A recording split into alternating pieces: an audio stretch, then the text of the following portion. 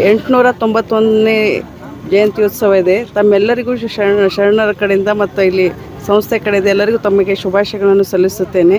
ಕಲಬುರಗಿಯಲ್ಲಿ ನಮ್ಮ ಮಹಿಳೆಯರು ಎಲ್ಲರೂ ಇರ್ಕಲ್ ಸೀರೆ ಉಟ್ಕೊಂಡು ಬೈಕ್ ರ್ಯಾಲಿ ಮಾಡ್ತಿದ್ದು ಇದೇ ಮೊದಲನಿಗೆ. ಅವರಿಗೂ ಶುಭ ಹಾರೈಸುತ್ತೇನೆ. ಮತ್ತು ಬಸವಣ್ಣವರು ಮಹಿಳೆಯರಿಗೆ ಭಾಳ ಸ್ವತಂತ್ರವಾಗಿ ತಂದು ಕೊಟ್ಟರು ಆಗಿನ ಕಾಲಕ್ಕೆ. ಅದನ್ನು ಇವರು ಜಾಗೃತಿಯಾಗಿ ಈ ಕಾರ್ಯಕ್ರಮ ಇಟ್ಕೊಂಡಿದ್ದಾರೆ. ಅವರಿಗೆ ಶುಭ ಆಗಲಿ ಅಂತ ಹಾರೈಸುತ್ತೇನೆ. ಬಸವಣ್ಣವರು ಅವಾಗಿನ ಸಮಾನತೆಗೆ ಎಲ್ಲ ಸಂವಿಧಾನ ಆಗಲಿ, ಸಮಾನತೆಯಾಗಲಿ, ಜಾತಿ ವರ್ಗ ಲಿಂಗ ಭೇದ ಇಲ್ಲದೆ ಸಮಾನತೆ ತಂದರು.